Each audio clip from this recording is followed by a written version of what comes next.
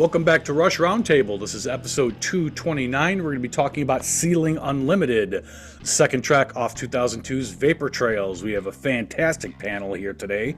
We've got David, got Derek, Alex, and Kira, and I am Paul, your host. And if you enjoy our content, please hit the like button, subscribe, and you can tip us on Ko-fi if you so choose. Check out the links to our sponsors down below and in the video description. And without further ado, let's get into Ceiling Unlimited. We've got the intro for the song, which starts with all three of them coming at us. In typical second song fashion, I've noticed sequence-wise, the second song always comes in pretty heavy. And the first verse, it's not the heat, it's the inhumanity, plugged into the sweat of a summer street. Machine gun images pass like malice through the looking glass. The slack jaw gaze of true profanity feels more like surrender than defeat. If culture is the curse of the thinking class, if culture is the curse of the thinking class. What say you? Let's start out with the title, Ceiling Unlimited. That's a weather thing that Neil picked up on. That the ceiling is the lowest cloud cover, but Ceiling Unlimited is when there is no cloud cover and it's open. The ceiling, this is done, whether people talk about this, I guess it's relevant to pilots and flight, if I understand it correctly from what I've read. Yep. So already, yeah. And there The was a ceiling pilot. is unlimited. They had a pilot in the band. What's that? No, I was just saying they had a pilot who was in the band. And a song that's a little bit dark, as a lot of this record is. It speaks of the hope that this record also is, I think. I know for me, I always wound up thinking of the concept of ceiling when it came to, I mean, certainly it's there in the work world, in the business world, in the, it's sort of, oh, that glass ceiling, shatter that glass ceiling. But in that respect, you would think that someone like Neil, who always had that sense to write about the very open possibilities of living a life, ceiling's unlimited. It's just keep going. That's how I took it. Limitless boundary kind of thing. And all the knowledge that Neil picked up during his trek across America. I actually saw a map of the whole entire trek that he took. He must have learned a lot going across the entire country. So that knowledge that he took was also unlimited. 55,000 miles of learning and healing. I was gonna say, so in the song by song book, maybe some of you guys have, maybe you don't. Mm-hmm. It's great. I love it. They say, I quote, I think this is very good. The song uses this imagery, the term Ceiling Unlimited, as a metaphor for the enormity of the world, full of such wonder that is so often ignored. And I mean, if you think about it, there are many parts of the world that are not really explored or known. My fiance likes to watch documentaries about the sea, and so much of the sea of the ocean has never been seen by humans or equipment. So really, it's almost like, if you think about it, it feels like there's just so much, like, endless possibilities for life exploration. And this kind of, I want to mention a line in here, this first verse, that I find really interesting. If culture is the curse of the thinking class. So apparently that is an dodge to a quote by Oscar Wilde. Drink is the culture of the working class. Now, what I find interesting is, I don't know how much Oscar Wilde you've read, but he writes a lot of satire, most known for The Importance of Being Earnest, which is hilarious. So find it interesting because there seems to be, even though this record's dark, I feel a lot of not only darkness, just cynicism and skepticism sort of towards the world. So he's saying, like, the world's enormous, but also that culture is the curse of the thinking class, which references drinking as the culture of the working class. And we're going to see interesting juxtaposition. Yeah. Go ahead. We're going to see a parallel like that in an upcoming verse as well. So good catch on your part. I agree. And verse, chorus, The verses in this seem to, and as we'll get to in a minute, show the boundaries, and then the chorus explains how to shatter those boundaries. This is how I read it, but I don't want to get too far ahead. So Also, there's some really cool like sound effects that if once you listen to the remix version, you can hear a little bit better. But like I like that I love when Rush is riff heavy. Everyone knows I like riff heavy stuff. I can't help it. This record has some really rocking riffs, and I love the sound effects in the first verse.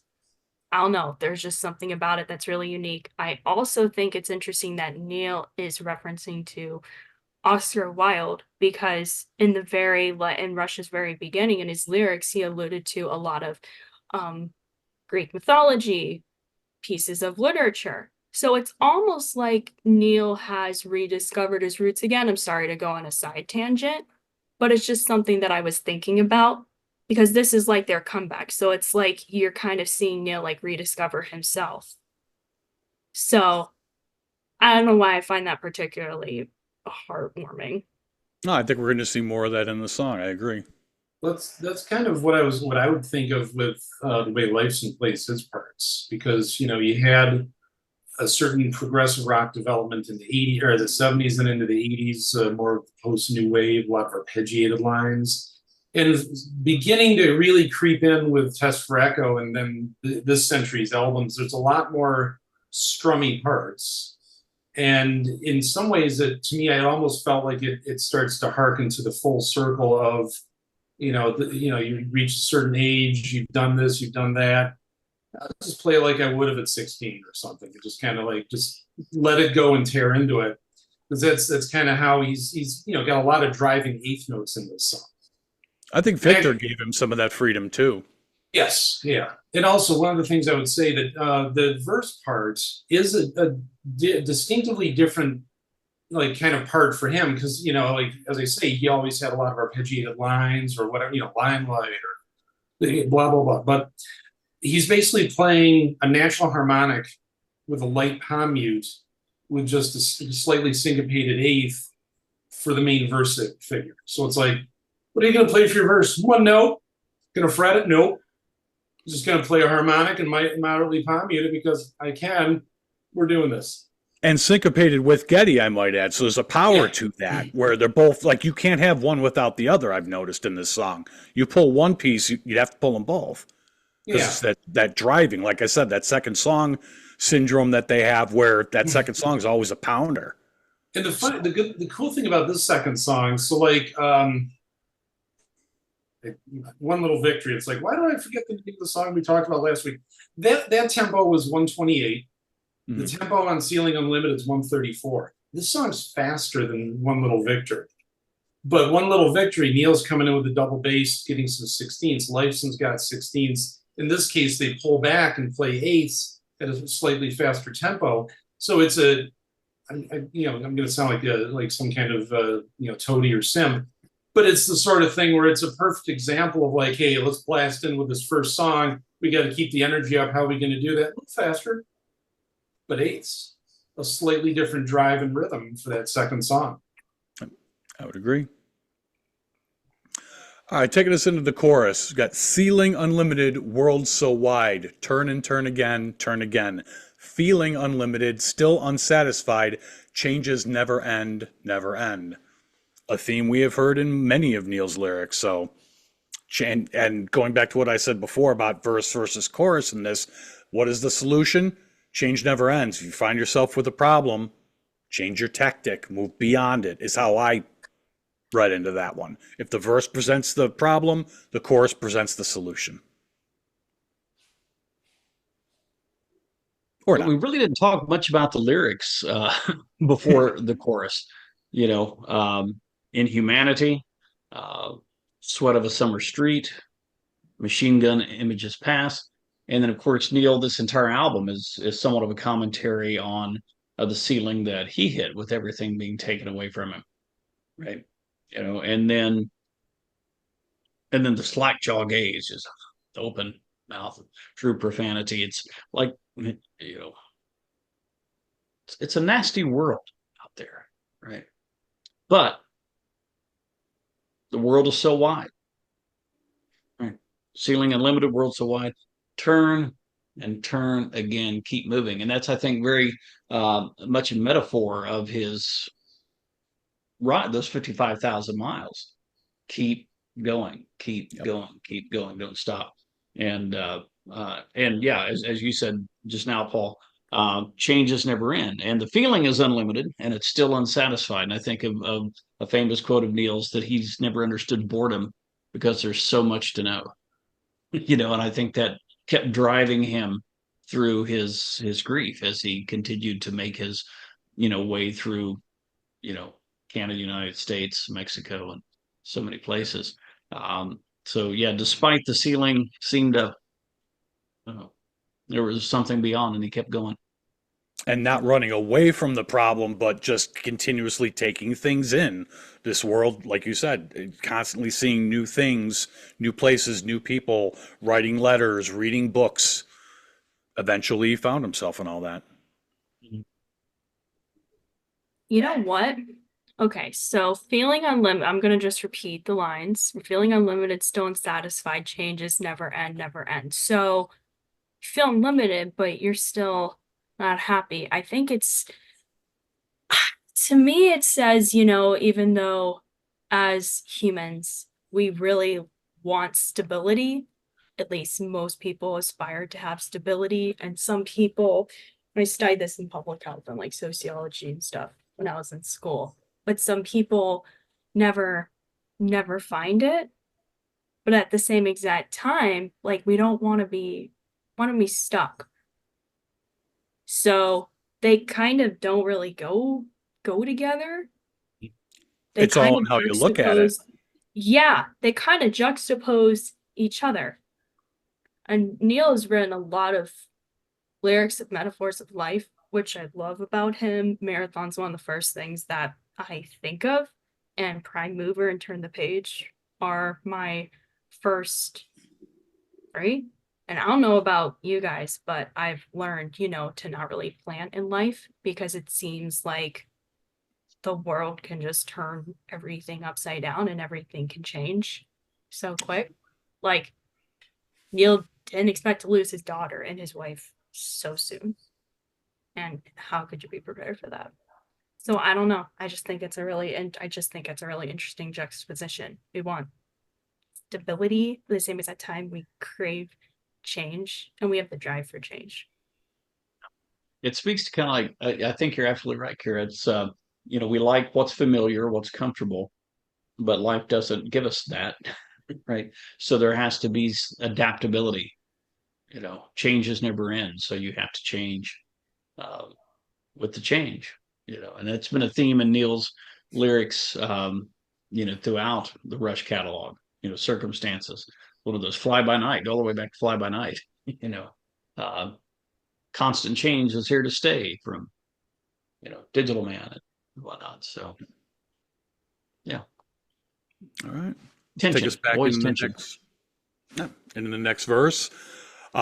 Back to the chaos again. The vacant smile of true insanity, dressed up in the mask of tragedy, programmed for the guts and glands of idle minds and idle hands. I rest my case, or at least my vanity, dressed up in the mask of comedy. If laughter is a straw for a drowning man, if laughter is a straw for a drowning man. So again, presented with the problem. So different way of viewing circumstances if you're running into, you know, at that wall, metaphorically speaking. I wonder who's the drowning man in the song? Well, he's talking personal opinion. The one he's a lot of these lyrics. I still hold that Vapor Trails is his most personal writing as far as lyrics go. Most time he would always say, "No, I've created circumstances or created this third person narrative, and there's no masking this." I mean, come on. Knowing what he went through, and if you've read Ghost Rider and the lyrics off this album, it's if this were to be Neil, then okay, with all the insanity going on around me, okay, what's another thing you throw at it? Okay, all I could do is laugh. Because I kept in my notes the thinking man's curse, getting back to the Oscar Wilde quote and that whole idea. The thinking man's curse, instead of seeing endless impediments, seeing endless solutions, seeing beyond the obstacles of society or life to a solution beyond impediments, from simple writer's block or relearning a trade, drumming, writing, musicianship, to finding a solution to a seemingly unsolvable problem. So bringing back the idea of, again, problem, solution. Here's, if you can't get past idle minds and idle hands, if you find yourself, if the two masks of tragedy and comedy, if you're facing both and neither one of them are like, they both seem like impediments to where you're going, you need something to get you past that. So, not saying I'm right. Rush, that's always how I been read it. humor, right? Humor has always been the thing that Rush has done, and you rest his case, or maybe at least his vanity, just dressed up in the mask of comedy. Just sometimes laughing through the problems, and he was drowning. I think he's the drowning man. I would agree. Obviously, can't speak for Neil. This is all interpretation. That's what we're here for. But laughter is a straw. And that's still some hope, right? The drowning man still has air. So there's even still a little bit of hint of hope, even for the drowning man. And laughter provides that. So just think of the intensity of the imagery in this verse alone. Just this verse alone, even, it's just, wow, comedy, tragedy, straw for a drowning man, guts and clans, yikes. Just he's going all out here. I mean, it really is the sort of thing there, yeah, like you're saying, that he's always, no, this is general. It's like, this is you, dude. Come on. Yeah. The diction, the style, this reminds me of some Shakespearean works a little bit. It kind of reads like a Shakespearean play or a satiric play, kind of like the importance of being earnest, which I know I mentioned earlier. So I don't really know what this means. I just find the style completely intriguing. And I mean, like, again, like, I've read Hamlet quite a few times. It kind of reminds me of that little Shakespearean style. Yeah. I don't know. But if I could riff off that a little bit, plays and things, we just go everywhere. I'm a Rush fan. But it's very Neil too, right? He was obviously Shakespeare, All the World's a Stage, their first live record. Hamlet was sort of a new kind of play in Shakespeare's time, in that the protagonist, the hero, didn't have his shit together. He was conflicted, he was troubled, he was disturbed. And in our hero, Neil, was struggling. He was disturbed. He was conflicted. One of the reasons he had to get away is because he didn't want to live in. If you've read Ghost Rider, as Paul mentioned earlier, he didn't want to stay in the house there in Canada, and so he had to go. He just had to move his baby soul, as he said. So not the hero that we think of that's Herculean or got everything together and he's going to solve all the problems. This is a hero that is faced with something that he didn't ask for, but he still has to turn and turn again, keep moving. So there's definitely the sense, I'm glad you brought that up here, there's definitely the sense of conflict, Shakespearean conflict, in this particular verse and song. And of course, Neil was steeped in Shakespeare, as we all know. I like the way that Getty delivers the lines too. It's pretty catchy. Yeah. And the dual vocal lines too. I really like the way they recorded those. And the effects. Yep. And if I remember correctly, because I saw him do this thing, I don't want to go too far on the live thing. They only played it live on this tour, and they swapped it back and forth with Ghost Rider as far as the third slot of the second set. I saw the tour twice, so I got to see both Ghost Rider and Ceiling Unlimited. But I'm pretty sure that was Alex. I thought I remembered Alex's voice as opposed to it being sequenced with Getty. I'm not sure if I'm remembering that correctly. I wound up watching a live version of this from October of 2002, where it looks like Lifeson was at the mic. Because yeah, when I was watching, I was trying to think when I saw them, in that same month. It's like, what song did they do? Yeah, I just couldn't remember. But yeah, I'm pretty sure I saw him like at the mic, and then certainly for the kind of the interlude section off to the center of the stage, but just kind of mostly riffing over in his spot. Yeah. So then taking us into the second chorus, ceiling unlimited, windows open wide, look and look again, feeling unlimited, eyes on the prize, changes never end, winding like an ancient river, the time is now again. Winding like an ancient river, the time is now again. And then it repeats, the time is now again, 2 more times before the drum break. So again, problem solution is how I see it. I mean, Eyes on the prize. yeah, this reminds me a little bit of the theming of Marathon. I know I mentioned that once, talking about the prize of life.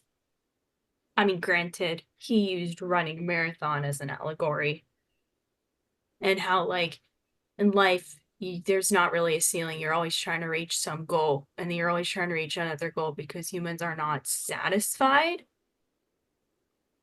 with whatever goals they meet.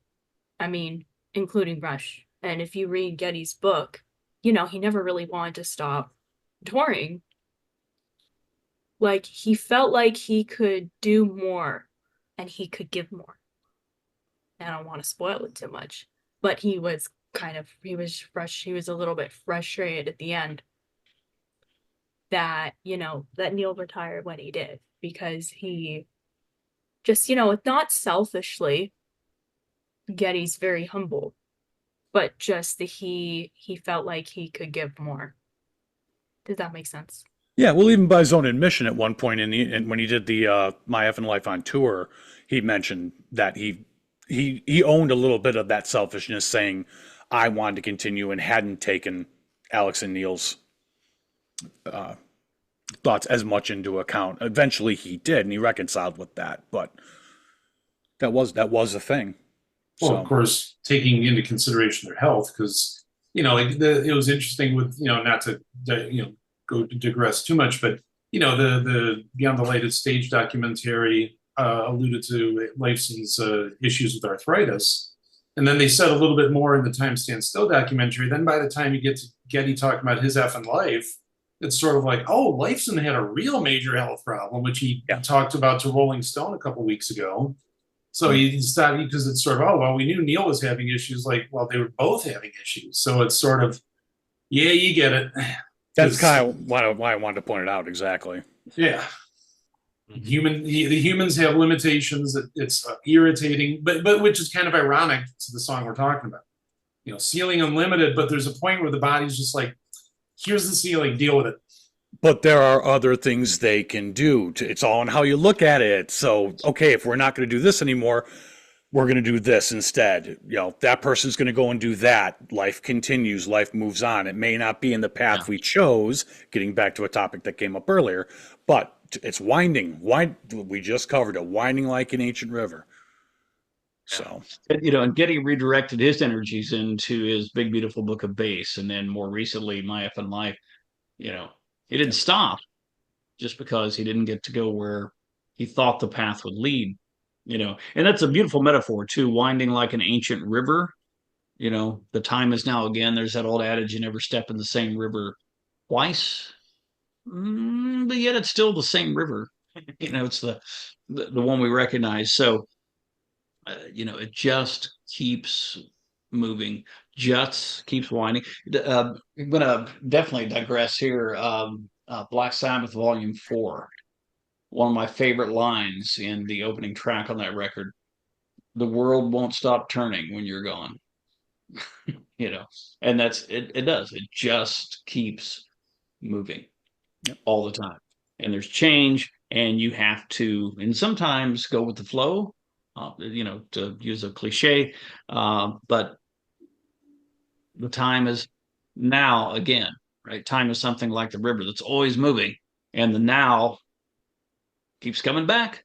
And that's the only thing you can deal with is the now. Can't go back, can't reach forward. All you have is right now. You just And have to keep flowing on the river, the winding river of life. yeah. And that's what Neil did, despite everything that, I mean, I'm sure, I mean, he talked about in Beyond the Lighted Stage, he mentioned going to those depths that any human can go to with the loss that he suffered. And sometimes you don't want to keep going. No. And, he faced that and still kept going. So these verses end, and we still have like one more little part right after the break. It ends like so many songs on this record with a very high note of hope, despite the temptation to despair, despite the darkness. Well, that's like me too. I never got a chance to see Rush live. I didn't discover them until around like 2018 or so. And they're not making any more music. But what we can look forward to is the 40th anniversary box sets we've been getting. So I always see that correlation. Like we're always going to get some form of new content out there to celebrate the band. And we've got people remastering old footage, and I shouldn't say no one. I doubt everyone can say I have total knowledge of their entire catalog and everything they've thought about or said. No, there's always more to dig into. So There's some golden nugget somewhere. Exactly. And there are new ways that it opens up into, the time is now again. I mean, this is what, 2002? It speaks to so many things today, and that's what I love so much about Rush. Is what they do seems to resonate again and again in new contexts, in new historical contexts, temporal contexts, and it's like they just keep opening up more toward the future. It's a lot of nostalgia for somebody my age, for the past, but it's not just nostalgia. It's how am I going to understand what they have to say and where I'm at today? And they keep speaking. They keep speaking. Even in past roundtables, songs from Test for Echo that people said were like time capsules, we found modern meanings in even those. So it's all pretty timely. The mechanics of the world and the mechanics of like life, even though technology has changed, never really changed. And we still face the same adversities. I mean, I grew up in a time before social media. And now we have social media and even though people are more connected, there's also still a lot of loneliness out there. And there's just some things in life that I don't think the human species can solve or make go away. Well, it's like Malice Through the Looking Glass. That was 2002, but, cell phones, glass screen. Yep. It still brings us right back, which, before I lose track, the interlude, not so much a solo here, Alex, I think you'd agree, but the interlude of just them coming out of the break, saying the time is now again 5 more times, going into a musical interlude and taking us back into the final chorus. Is there musically anything I'm missing in there? Well, it's like we were saying a little bit last time with One Little Victory. It's one of those instances where clearly Lifeson got to a point where he's thinking, do I want to put in a solo? Do I want to put in one of those old school solos? Not so much. So he's still reaching back, I'd say, to his Victor album, or the Victor album pushed him forward, where it's pretty much just he's got on the album overdubbed many tracks of just kind of tremolo, high chords, low chords. That gave him more options just to mix it up live. So it's sort of, I'm going to play just an overall tonality and move it around. And, it's interesting. I mean, the song itself, the parts are not difficult at all overall, but it's all about, at that point, they're just serving a mood and a vibe. which takes us into the final chorus of Ceiling Unlimited, world so wide, turn and turn again, feeling unlimited, still unsatisfied, changes never end, changes never end, winding like an ancient river, the time is now again. Hope is like an endless river, the time is now again. So going back to what we were saying before, endless river. So there's no end to this. It's still timeless too. I think that really makes our point that we've talked about this entire episode. Yeah. With a neat little bow. I love that he ended with the word hope, because there's so many words in humanity, profanity, right? Unsatisfied, so many limiting words in these lyrics, but hope, can't limit that. It's like an endless river. Yeah. And the time is now again. In other words, this isn't over. You may think you're at your ceiling, but that ceiling's unlimited. Your time is not over. What do you got? You got now. Agree. All right. Any closing thoughts before we wrap this baby up? I think that pretty much said it all. Yeah, as we all sit there and ponder. No, I think we got it. I want to thank everybody for being on here. Please don't forget to hit like and subscribe. If you so choose, tip Ko-fi. Do check out our merch shop and our sponsors. The links are below in the description. And we will catch you on the next one. Thank you, everybody, for being here.